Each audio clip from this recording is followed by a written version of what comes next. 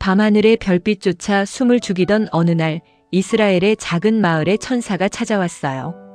오랫동안 아이가 없던 늙은 제사장 부부와 결혼을 앞둔 평범한 소녀 마리아에게 들려온 소식은 세상을 발칵 뒤집을 만한 기적이었죠. 낮고 천한 마구간에서 태어난 아기가 어떻게 세상을 구원할 빛이 될까요? 슬픔과 질병으로 고통받던 사람들의 눈물을 닦아주기 위해 하늘의 왕이 가장 낮은 곳으로 내려온 가슴 따뜻한 기적의 이야기. 그 신비롭고 감동적인 여정으로 여러분을 초대합니다. 재미있게 풀어쓰는 이야기 성경 소설이 좋으신 분은 구독과 좋아요로 응원해주세요. 댓글로 오늘을 위한 기도를 남겨주세요. 이제 본격적인 이야기 시작합니다. 오랜 세월 동안 이스라엘 하늘에는 짙은 침묵만이 흐르고 있었어요. 사람들은 하나님이 자신들을 잊으신 것은 아닐까 하며 깊은 한숨을 쉬곤 했지요. 하지만 보이지 않는 곳에서 하늘의 놀라운 계획은 이미 조용히 그러나 확실하게 시작되고 있었답니다. 유대 산골짜기의 작고 평화로운 마을에는 사가랴라는 나이 많은 제사장과 그의 아내 엘리사벳이 살고 있었어요. 두 사람은 평생을 다해 하나님을 깊이 사랑하고 올바르게 살아온 참으로 선하고 따뜻한 사람들이었죠. 하지만 그들의 깊게 패인 주름진 얼굴 위로는 늘 지울 수 없는 작은 슬픔의 그림자가 드리워져 있었어요. 그것은 바로 두 사람 사이에 아이가 없었기 때문이에요. 백발이 성성해진 지금까지도 빈 요람을 바라보며 남몰래 눈물 찢던 밤들이 과연 얼마나 많았을까요? 그러던 어느 날이었어요. 사가랴는 제비 뽑기를 통해 성소에 들어가 향을 피우는 아주 특별하고 영광스러운 임무를 맡게 되었어요. 제사장으로서 일생에 단 한 번 올까 말까 한 소중한 기회였죠.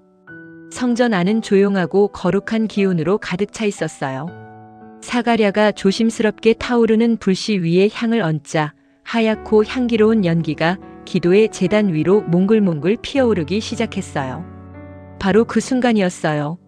향단 오른쪽에서 눈을 똑바로 뜰 수 없을 만큼 찬란하고 영롱한 빛이 뿜어져 나오더니 하나님의 천사 가브리엘이 나타난 거예요.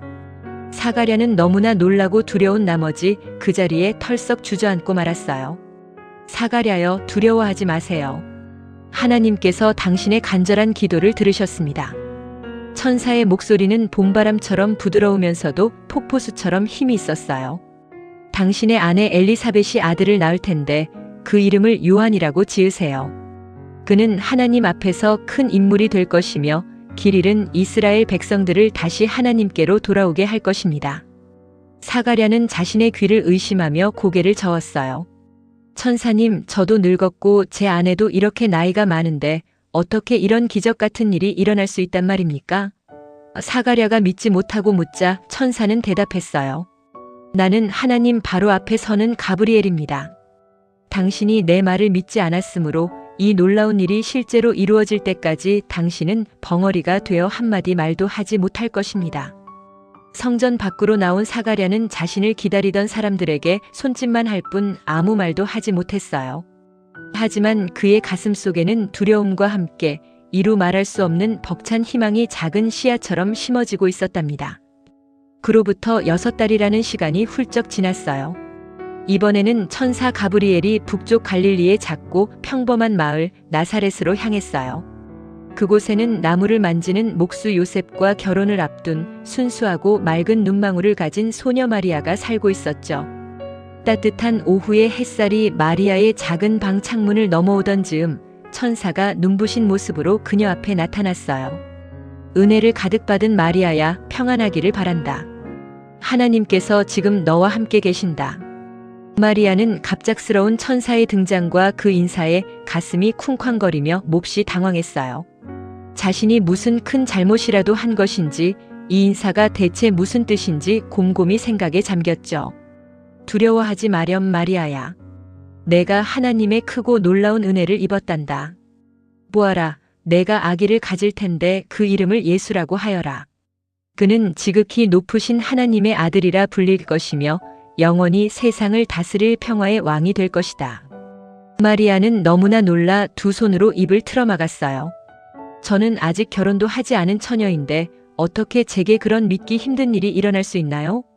천사가 따뜻한 미소를 지으며 다정하게 대답했어요. 하나님의 거룩한 영이 내게 내려오실 것이다. 하나님에게는 불가능한 일이 아무것도 없단다. 내 친척 엘리사벳을 보렴. 그토록 나이가 많지만 하나님의 은혜로 벌써 아기를 가진 지 6달이나 되었단다. 마리아는 잠시 두 손을 모으고 깊은 침묵에 빠졌어요. 처녀가 아이를 가진다는 것은 자칫하면 사람들에게 돌을 맞아 목숨을 잃을 수도 있는 너무나 무서운 일이었어요.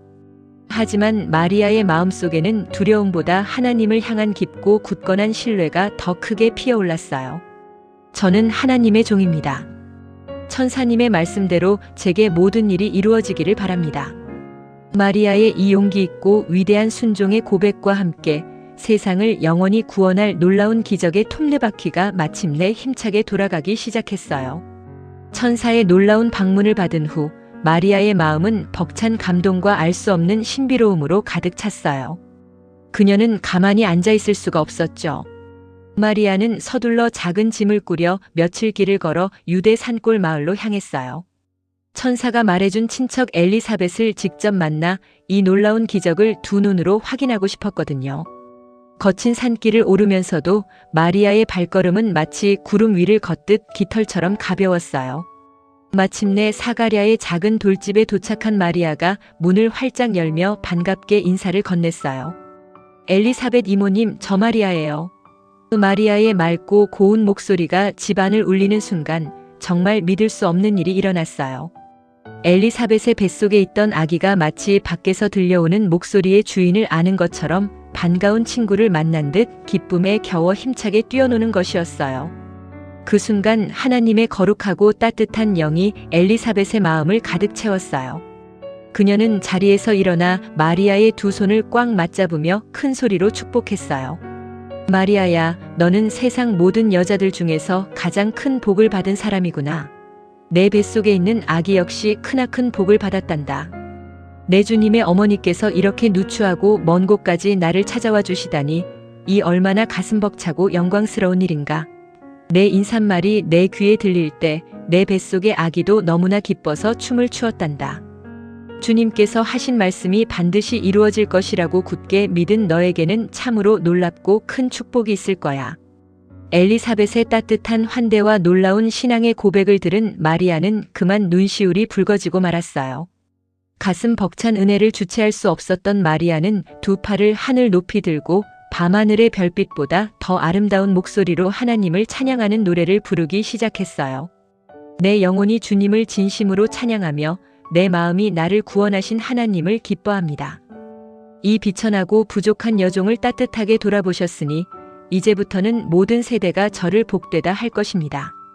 능력이 많으신 분이 제게 이토록 큰 일을 하셨으니 그분의 이름이 얼마나 거룩하신지요.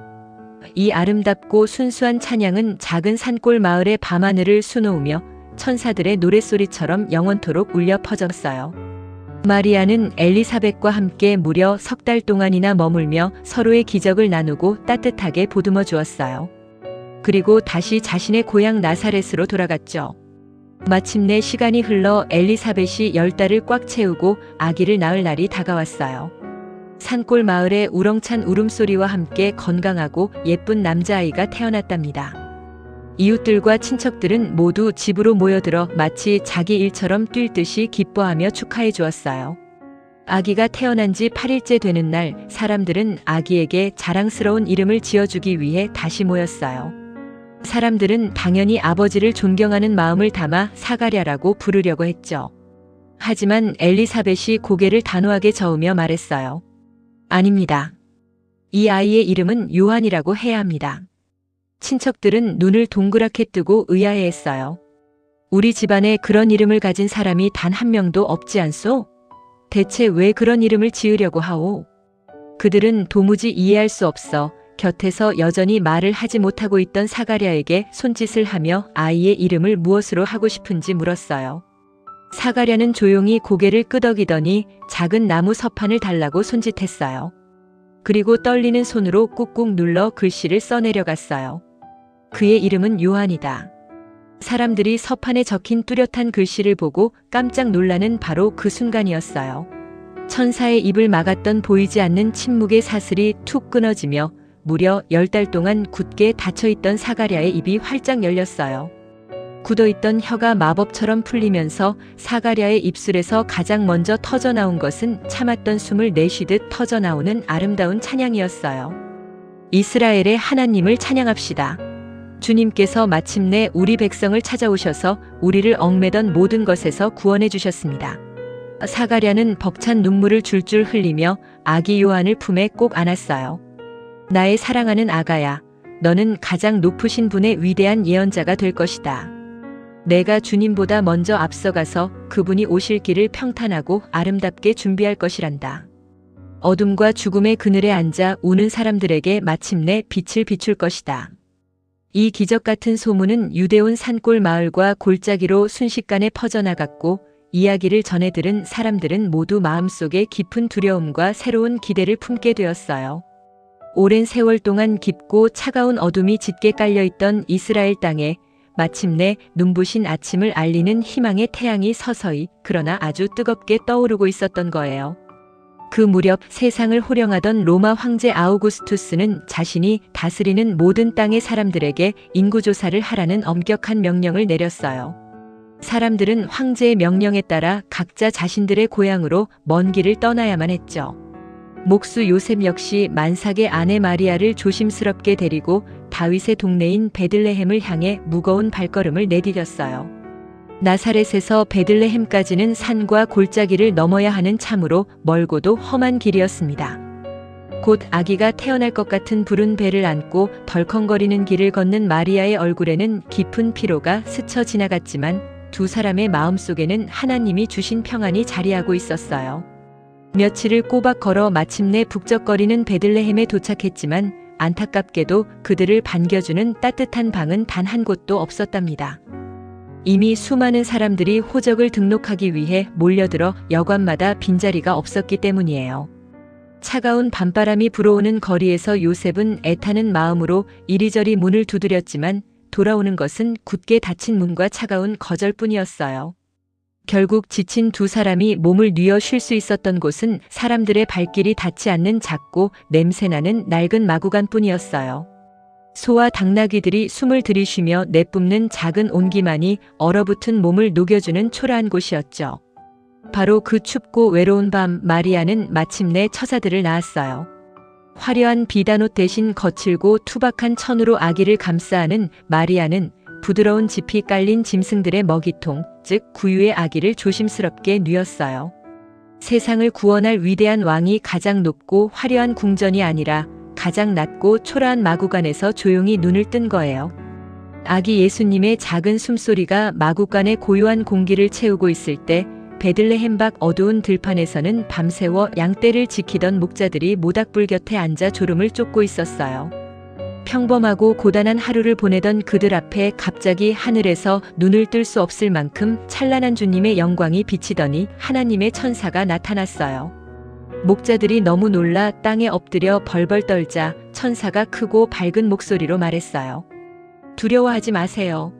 나는 온 세상 사람들에게 가장 큰 기쁨이 될 놀라운 소식을 여러분에게 전하러 왔습니다.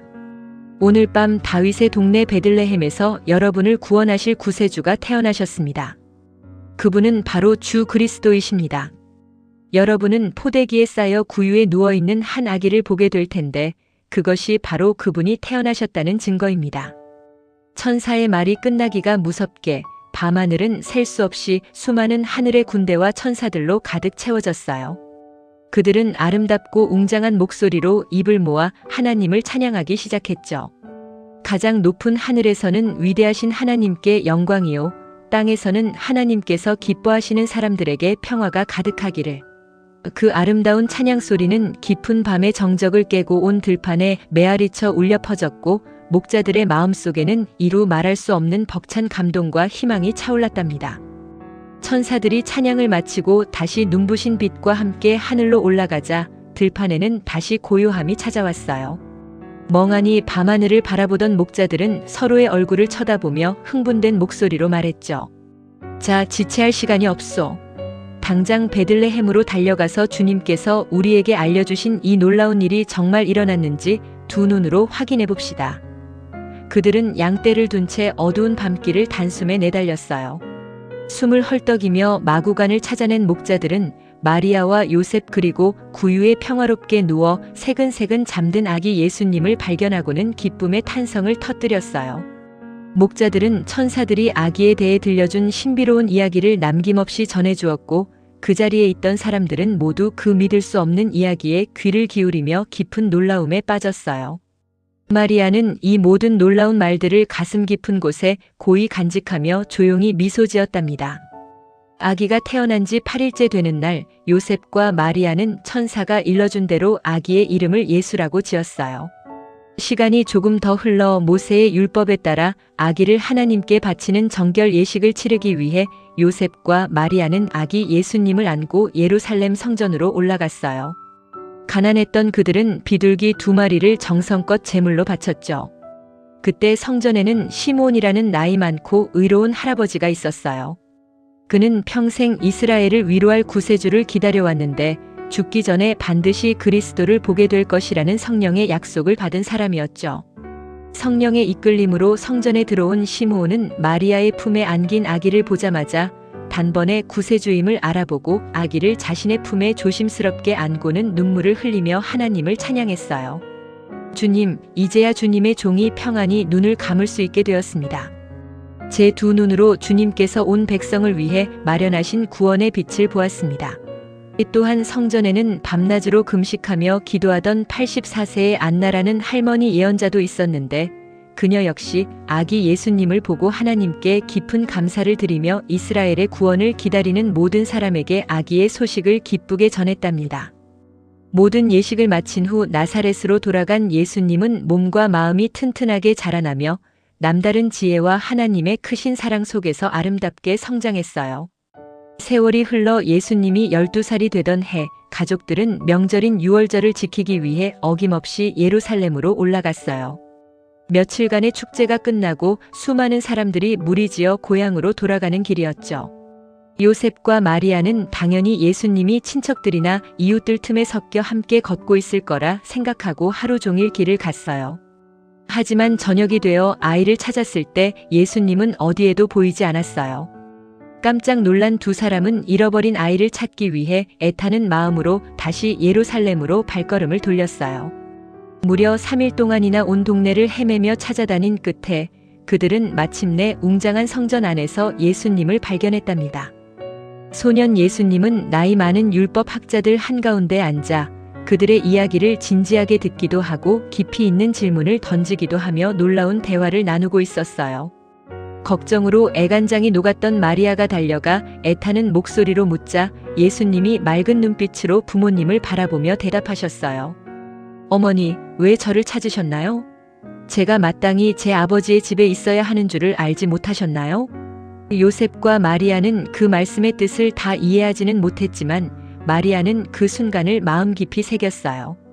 이후 예수님은 부모님을 따라 나사렛으로 돌아가 순종하며 착실하게 지내셨고 키가 자라고 지혜가 깊어갈수록 하나님과 사람들에게 더욱더 사랑스러운 존재로 자라났답니다.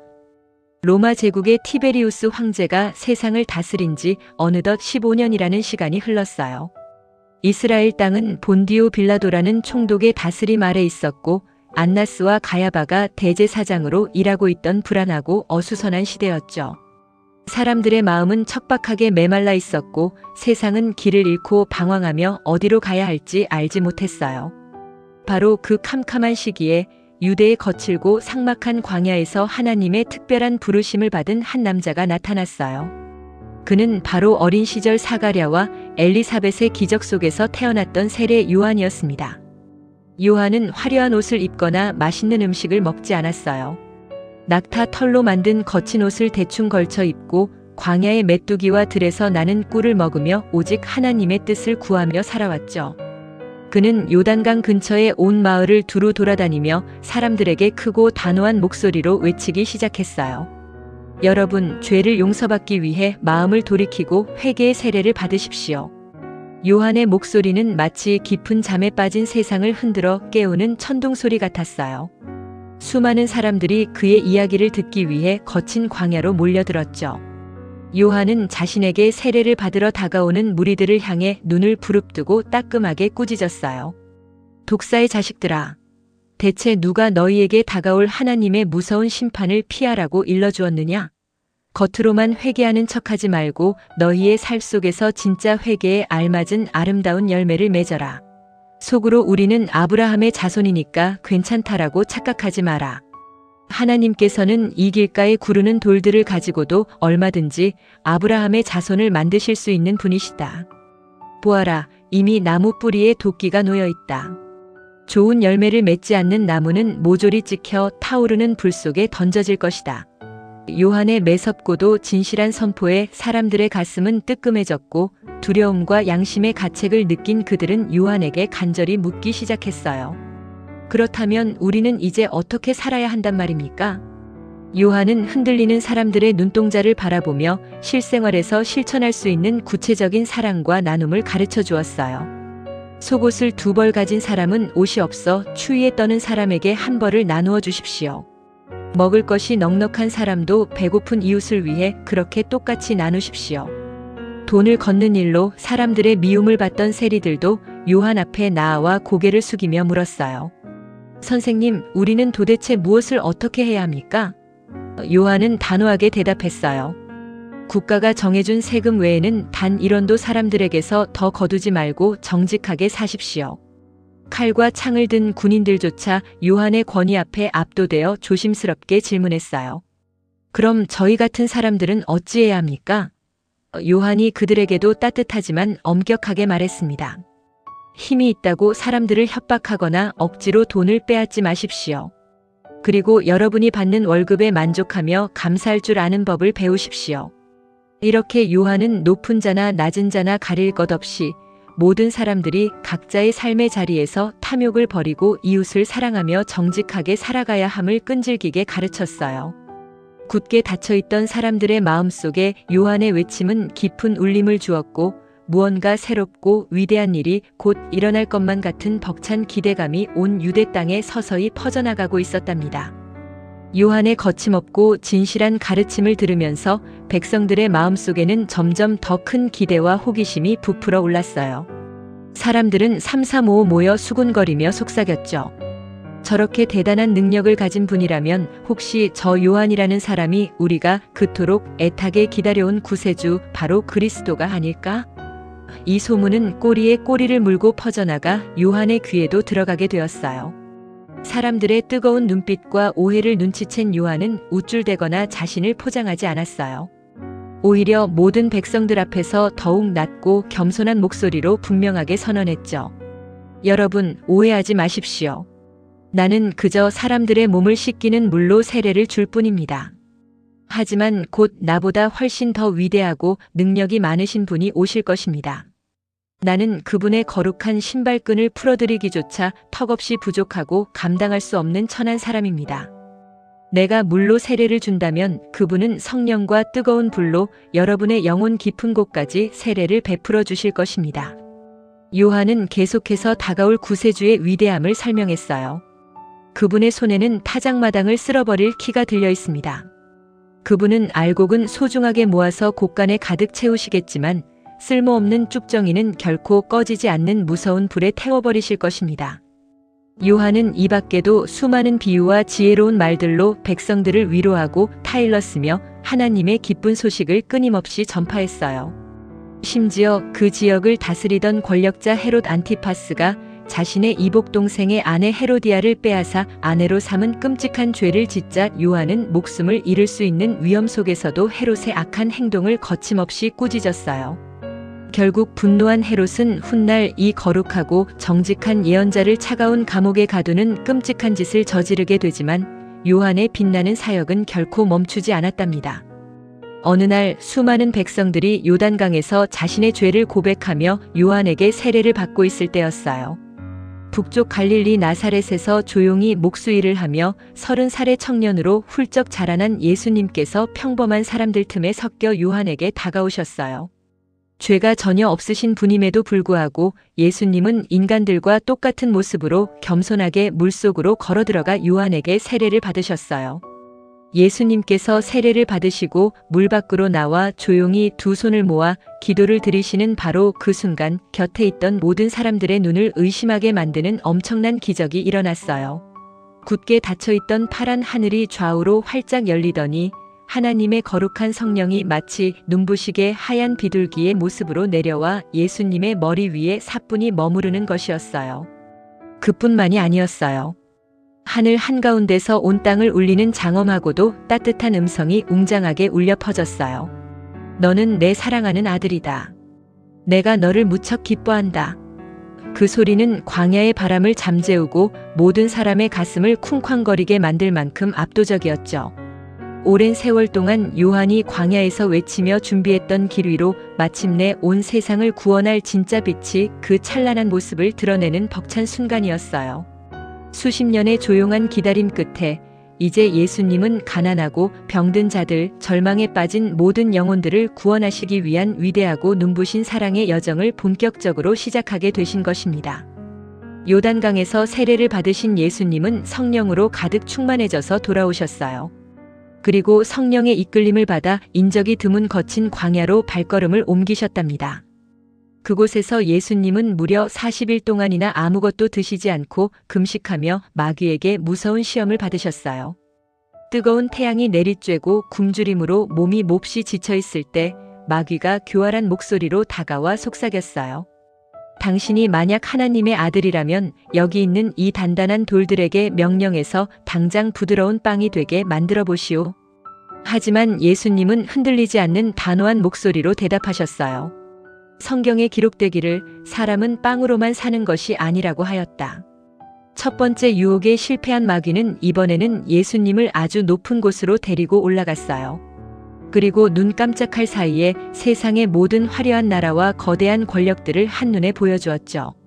나에게 엎드려 절을 하기만 하면 이 모든 권력과 빛나는 영광을 당신에게 주겠소.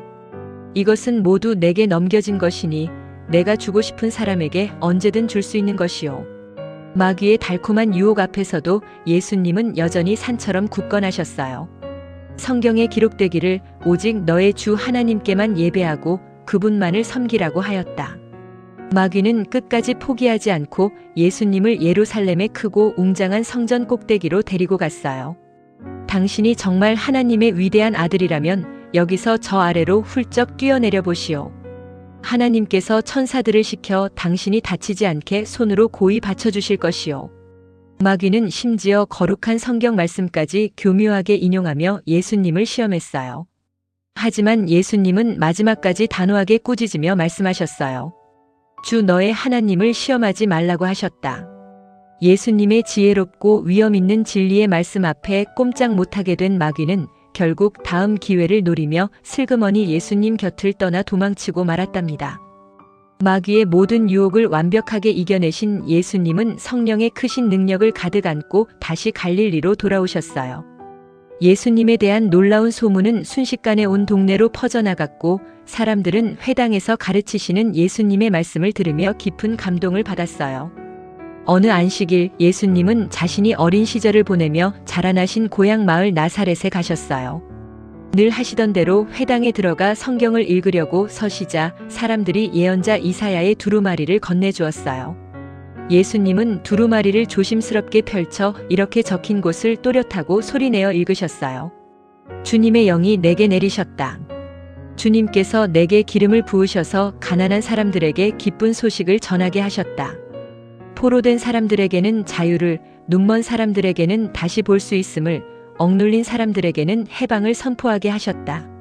말씀을 다 읽으신 예수님은 두루마리를 덮고 그곳에 모인 수많은 사람들을 향해 따뜻하지만 힘있는 목소리로 선포하셨어요. 여러분이 방금 들은 이 놀라운 말씀이 바로 오늘 여러분 앞에서 그대로 이루어졌습니다. 사람들은 예수님의 은혜로운 말씀에 깜짝 놀라며 서로 수군거렸어요. 아니, 저 사람은 목수 요셉의 평범한 아들이 아니오? 어떻게 저런 엄청난 말을 할 수 있단 말이오? 그 사람들은 예수님이 자신들의 평범한 이웃이었다는 사실 때문에 위대한 구세주임을 믿지 못하고 오히려 예수님을 깎아내리고 무시하기 시작했어요. 예수님은 그들의 굳게 닫힌 교만한 마음을 안타까워하시며 과거 엘리야와 엘리사 예언자 시절에 이스라엘 사람들이 믿음이 없어서 기적을 보지 못하고 오히려 이방인들이 기적의 은혜를 경험했던 이야기를 들려주셨어요. 이 따끔한 말씀을 들은 나사렛 사람들은 자신들을 무시하고 부끄럽게 만든다고 생각하여 머리끝까지 화가 났어요. 그들은 자리에서 거칠게 박차고 일어나 예수님을 동네 밖으로 억지로 몰아냈어요. 그리고 동네가 세워진 산의 아찔한 낭떠러지까지 예수님을 끌고 가서 그 높은 곳에서 가차없이 밀어 떨어뜨리려고 했답니다. 하지만 아직 예수님이 십자가의 고난을 지실 때가 아니었기에 예수님은 분노로 가득 찬 사람들 사이를 조용하고도 기적처럼 지나서 그 위험한 곳을 무사히 빠져나오셨어요. 고향 사람들의 차갑고 폭력적인 거절을 뒤로하고 예수님은 갈릴리 호숫가의 아름다운 상업도시 가버나움으로 발걸음을 옮기셨어요. 안식일이 되자 예수님은 어김없이 회당의 사람들을 모아놓고 정성껏 하나님의 진리를 가르치기 시작하셨어요. 사람들은 예수님의 깊이 있는 가르침을 듣고 입을 다물지 못할 정도로 크게 놀랐어요. 왜냐하면 예수님의 말씀에는 율법 학자들처럼 책을 달달 외우는 것이 아니라 사람의 영혼 깊은 곳을 찌르고 울리는 엄청난 권위와 신성한 힘이 담겨 있었기 때문이죠. 그때 회당 안에 더럽고 악한 귀신이 들려 고통받는 한 남자가 있었어요.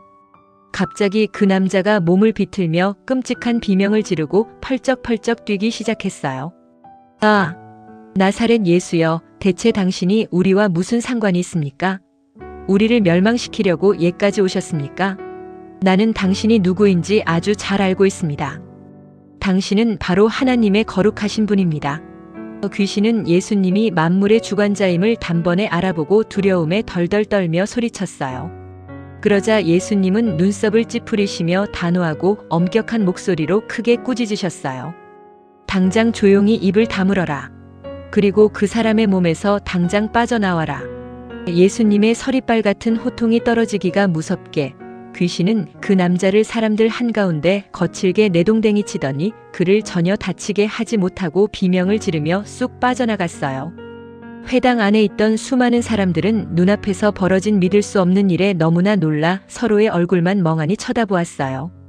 이게 대체 무슨 신기한 일이란 말이오? 저분의 말씀에는 감히 범접할 수 없는 엄청난 권위와 능력이 있어서 더러운 귀신들에게 한마디 명령하기만 해도 귀신들이 도망치지 않소. 가버나움 회당에서 일어난 이 놀랍고도 두려운 기적의 이야기는 순식간에 날개를 달고 주변의 모든 지역으로 널리 퍼져나갔답니다.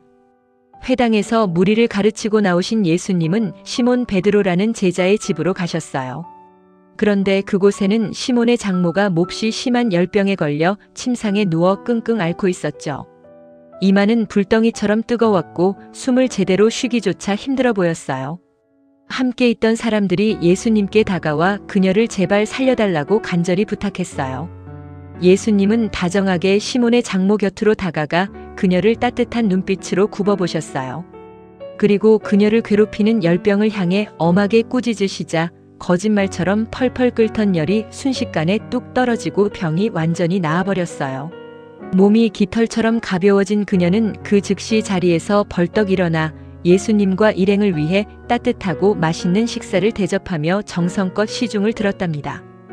어느덧 붉은 해가 서쪽 산 너머로 뉘엿뉘엿 지고 시원한 저녁 바람이 동네에 불어오기 시작했어요.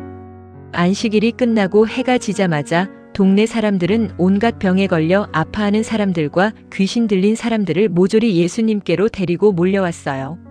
앞이 보이지 않아 더듬거리는 사람, 다리를 절룩이며 걷지 못하는 사람, 온몸이 아파 신음하는 사람 등 참으로 많은 사람들이 예수님이 계신 집 앞마당을 가득 메웠죠. 예수님은 조금도 피곤한 내색을 하지 않으시고 그 수많은 병자들 한 사람 한 사람에게 따뜻하고 포근한 손을 조심스럽게 얹어주셨어요. 예수님의 자비로운 손길이 닿을 때마다 끔찍한 질병들이 그림자처럼 떠나가고 아픈 곳이 씻은 듯이 낫는 기적의 축제가 밤늦도록 계속되었어요. 수많은 사람들에게서 흉악한 귀신들도 쫓겨나갔는데 귀신들은 허둥지둥 도망치면서 당신은 진짜 하나님의 아들입니다. 라고 크게 소리쳤어요. 하지만 예수님은 자신이 그리스도라는 사실을 악한 귀신들이 함부로 떠벌리는 것을 허락하지 않으시고 그들의 입을 굳게 다물게 하셨어요. 다음 날 이른 새벽, 아직 어둠이 채 가시지 않은 날이 밝자마자 예수님은 조용히 일어나 인적이 드문 한적하고 고요한 곳으로 가셔서 하늘 아버지께 간절히 기도를 드리셨어요. 날이 밝아 잠에서 깬 사람들은 예수님을 찾아온 동네를 헤매다가 마침내 예수님이 계신 곳을 발견하고는 자신들의 곁을 제발 떠나지 말아달라고 옷자락을 붙잡았어요. 하지만 예수님은 무리들을 향해 부드럽지만 확고하게 목적을 말씀하셨어요. 나는 이 마을뿐만 아니라 다른 잃어버린 마을 사람들에게도 하나님의 나라에 대한 기쁜 소식을 전해야만 합니다. 나는 바로 이 복음을 전하는 일을 위해 세상에 보내심을 받았기 때문입니다. 그리고 예수님은 무리의 간청을 뒤로하고 계속해서 유대의 여러 회당을 두루 돌아다니시며 사랑과 생명의 구원 말씀을 쉬지 않고 널리 전파하셨답니다. 갈릴리 호숫가 주변에는 언제나 예수님의 생명수 같은 말씀을 듣기 위해 수많은 사람들이 구름대처럼 몰려들었어요. 어느 화창하고 맑은 아침, 게네사렛이라고도 불리는 갈릴리 호숫가에 예수님이 서 계셨을 때였어요. 하나님의 놀라운 말씀을 한마디라도 더 듣고자 하는 사람들이 앞으로 너무 많이 밀려드는 바람에 예수님은 호수 쪽으로 자꾸만 밀려나게 되었죠. 그때 예수님의 눈에 호숫가에 조용히 데워놓은 빈배 2척이 들어왔어요. 밤새도록 춥고 고된 고기잡이를 마친 어부들은 배에서 내려 지친 몸을 이끌고 물가에서 엉킨 그물을 말끔히 씻고 있었죠. 예수님은 그중 한 척인 시몬 베드로의 배에 천천히 오르셨어요. 그리고 시몬에게 배를 육지에서 조금 떼어놓으라고 부드럽게 부탁하셨어요. 배가 물 위로 사르르 나아가자 예수님은 배 위에 편안하게 앉으셔서 물가에 길게 늘어선 수많은 사람들을 향해 하늘나라의 신비롭고 위대한 말씀을 가르치기 시작하셨어요. 찰랑거리는 잔잔한 호수의 물결 소리와 예수님의 따뜻한 목소리가 하나로 어우러져 사람들의 팍팍한 마음에 깊은 평안을 가져다 주었죠. 무리를 향한 가르침을 모두 마친 후 예수님은 배의 주인인 시몬을 향해 몸을 돌리시며 온화하게 말씀하셨어요. 시몬아, 이제 배를 저 호수 깊은 데로 몰고 가서 그물을 내려 고기를 잡아보아라. 예수님의 이 뜻밖의 말씀에 시몬은 2눈을 동그랗게 뜨고 몹시 당황했어요. 시몬은 갈릴리 호수의 물길을 손바닥 보듯 꿰뚫고 있는 베테랑 어부였거든요. 그는 고개를 갸웃거리며 예의 바르게 대답했어요. 선생님, 저희가 어젯밤에 밤이 새도록 뼈 빠지게 그물질을 해보았지만 정말 단 한 마리의 작은 물고기도 잡지 못했습니다. 게다가 지금은 해가 환하게 떠서 물고기들이 다 깊은 바위 틈으로 숨어버렸을 텐데요. 하지만 선생님께서 그렇게 간곡히 말씀하시니 제 경험은 내려놓고 선생님의 말씀을 믿고 다시 한번 그물을 내려보겠습니다. 시몬은 몹시 피곤한 몸을 이끌고 동료들과 함께 다시 무거운 노를 저어 호수 깊은 곳으로 향했어요. 그리고 반신반의하는 마음으로 무거운 그물을 물속으로 힘껏 던졌죠. 그런데 잠시 후 정말 2눈을 뜨고도 믿을 수 없는 엄청난 기적이 눈앞에 펼쳐졌어요. 텅 비어 있어야 마땅할 그물 안으로 셀 수 없이 거대한 물고기 떼가 한꺼번에 몰려들어 요동치며 퍼덕거리기 시작한 거예요. 고기가 얼마나 빽빽하게 많이 잡혔는지 튼튼했던 그물이 팽팽하게 당겨지다 못해 툭툭 끊어지며 찢어질 지경에 이르렀어요. 시몬과 일행은 도저히 자신들의 힘만으로는 그 무거운 그물을 끌어올릴 수가 없어서 저 멀리 다른 배에 있는 동료들에게 급히 손짓하며 도와달라고 다급하게 소리쳤어요. 쏜살같이 달려온 동료들과 함께 낑낑대며 2배 가득 물고기를 쏟아붓자 고기의 어마어마한 무게를 이기지 못한 2배가 물속으로 찰랑찰랑 가라앉을 만큼 위태로워졌어요. 평생을 어부로 살면서 단 한 번도 본 적 없는 기적 같은 만선을 2눈으로 똑똑히 본 시몬 베드로는 너무나 큰 충격과 거룩한 두려움에 사로잡히고 말았어요. 그는 이 모든 일이 단순한 우연이 아니라 지금 배에 앉아 계신 예수님의 크고 위대한 신성한 능력임을 단번에 깨달았죠. 시몬은 은빛 물고기가 가득 퍼덕이는 배 위에서 예수님의 무릎 앞에 털썩 엎드려 떨리는 목소리로 고백했어요. 주님, 제발 저를 떠나주십시오. 저는 감히 거룩하신 주님 곁에 머물 자격조차 없는 끔찍한 죄인입니다. 베드로뿐만 아니라 함께 배에 타고 있던 세베대의 아들 야고보와 요한을 비롯한 모든 어부들이 이 엄청난 기적 앞에 벌벌 떨며 놀라워했어요. 예수님은 두려움에 떨며 바닥에 엎드려 있는 시몬을 향해 세상에서 가장 따뜻하고 인자한 미소를 지으며 손을 내미셨어요. 시몬아, 두려워하지 마라. 지금까지 너는 바다에서 물고기를 낚는 평범한 어부였지만 이제부터 너는 사람들의 영혼을 구원하고 생명으로 이끄는 위대한 사람 낚는 어부가 될 것이다. 예수님의 이 한마디는 시몬의 마음속 깊은 곳에 거대한 감동의 파도를 일으켰어요. 그들은 육지에 무사히 배를 대자마자 자신들의 전 재산이나 다름없는 찢어진 그물과 낡은 배, 그리고 방금 잡은 수많은 물고기들까지 미련 없이 그 자리에 모두 버려두었어요. 그리고 예수님을 따라 나서며 세상을 영원히 바꿀 위대한 제자의 길을 걷기 시작했답니다. 예수님과 새롭게 부름받은 제자들이 어느 조용한 동네에 머무르고 계실 때였어요. 온몸에 끔찍한 나병이 퍼져 짓물러 고통받는 한 남자가 예수님을 애타게 찾아왔어요. 나병은 살이 썩어 들어가는 무서운 전염병이라서 사람들은 그를 벌레 보듯 피하고 침을 뱉으며 쫓아내기 일쑤였죠. 율법에 따라 동네 밖으로 쫓겨나 외롭고 비참하게 살아가던 이 남자는 길에서 예수님을 보자마자 흙바닥에 납작 엎드려 눈물을 펑펑 쏟으며 간절히 매달렸어요. 주님, 주님께서 원하시기만 한다면 저를 이 끔찍하고 더러운 병에서 깨끗하게 고쳐주실 수 있습니다. 제발 저를 불쌍히 여겨주십시오. 사람들은 병이 옮을까봐 질겁하며 소리를 지르고 뒷걸음질을 쳤지만 예수님은 결코 도망치지 않으셨어요. 오히려 아무도 만지려 하지 않던 그 흉측하고 아픈 남자의 몸에 따뜻한 손을 얹으시며 다정하게 말씀하셨어요. 내가 원한다. 깨끗하게 나아라. 예수님의 부드러운 말씀이 떨어지기가 무섭게 남자의 온몸을 무섭게 뒤덮고 있던 끔찍한 병자국이 순식간에 사라지고 마치 어린 아기의 피부처럼 보송보송하게 나아버렸어요. 예수님은 기뻐서 펄쩍 뛰는 그 남자에게 제사장에게 가서 몸이 나은 것을 보여주고 예물을 바치라고 하시면 다른 사람에게는 소문내지 말라고 엄히 당부하셨어요. 하지만 이 엄청난 생명의 기적은 도무지 숨길래야 숨길 수가 없었고 예수님의 놀라운 소문은 바람을 타고 갈릴리 전역으로 더욱 널리 퍼져나가 수많은 사람들이 말씀을 듣고 병을 고치고자 밤낮으로 떼지어 몰려들었답니다. 그럴 때마다 예수님은 무리들을 뒤로하고 조용히 인적이 드문 한적한 곳으로 물러나 엎드려 기도하시며 하나님 아버지와 깊은 교제를 나누셨어요. 며칠 뒤 예수님이 어느 붐비는 집안에서 가르치고 계실 때였어요. 갈릴리와 유대각 마을 그리고 멀리 예루살렘에서 온 콧대 높은 바리새인들과 율법 교사들도 깐깐한 눈초리로 앉아 예수님을 지켜보고 있었죠. 그때 몇몇 사람들이 몸을 전혀 움직이지 못하는 중풍병자 친구를 들것에 눕혀 정성껏 메고 왔어요.